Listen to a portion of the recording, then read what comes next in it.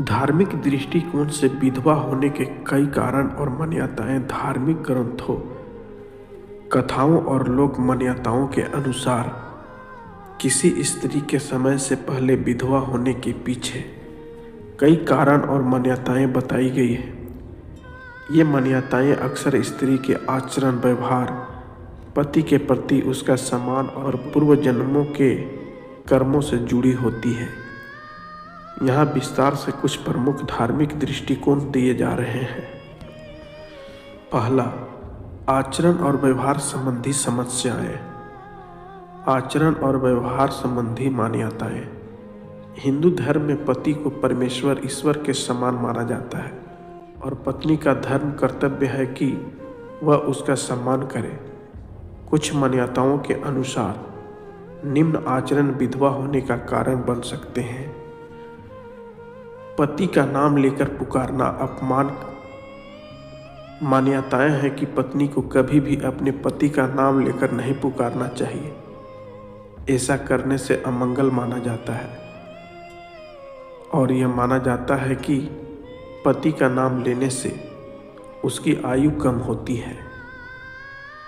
इसके विपरीत पति को सम्मानपूर्वक स्वामी, आर्यपुत्र या अन्य उपाधियों से संबोधित करना शुभ माना जाता है। अपमान करना और बात न मानना।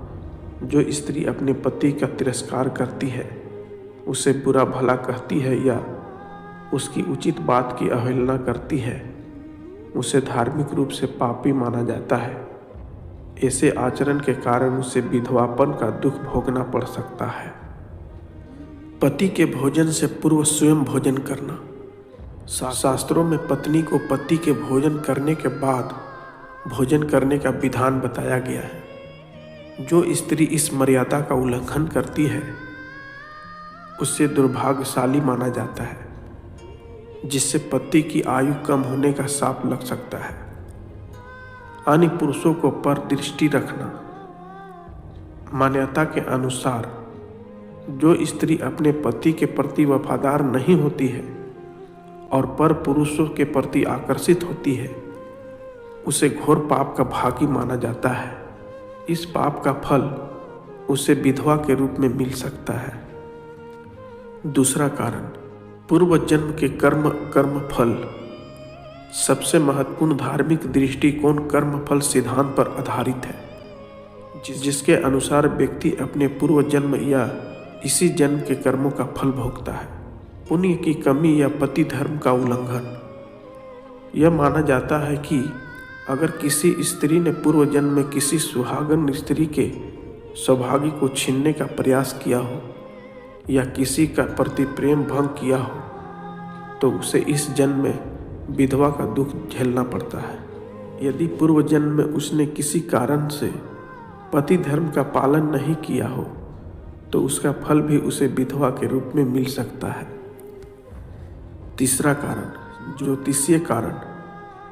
ज्योतिष में कुंडली में कुछ विशेष ग्रह दोषों और योगों को भी विधवा का कारण माना जाता है। मांगलिक दोष।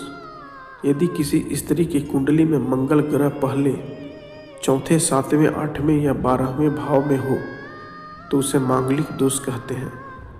7वें और 8वें भाव का मंगल विशेष रूप से वैवाहिक जीवन के लिए हानिकारक माना जाता है, जो जीवन साथी की आयु को कम कर सकता है। अशुभ ग्रहों का प्रभाव। सप्तम भाव विवाह का घर पर शनि, राहु या केतु जैसे क्रूर ग्रहों का अशुभ प्रभाव या दृष्टि पति की मृत्यु का कारण बन सकती है।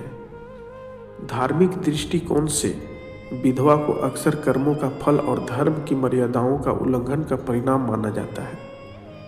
यह मान्यताएं मुख्य रूप से स्त्री को उसे वैवाहिक जीवन में पवित्रता, समर्पण और पति के प्रति सम्मान बनाए रखने के लिए प्रेरित करती है।